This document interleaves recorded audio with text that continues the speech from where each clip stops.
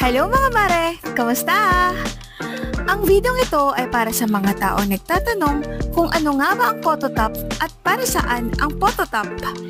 Ang Phototop po o tinatawag nilang cold laminating film ay inilalagay sa mga bagay na gusto nating protektahan mula sa scratch, pag-fade agad ng mga images, at gusto natin itong gawing waterproof, katulad ng mga invitations, photos, magazines, books, stickers, at kung ano-ano pa.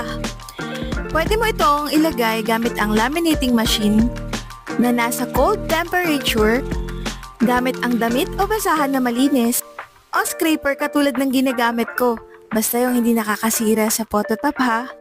Maraming texture ang Phototop, may glossy, may 3D, may matte, may canvas, may broken glass at rainbow.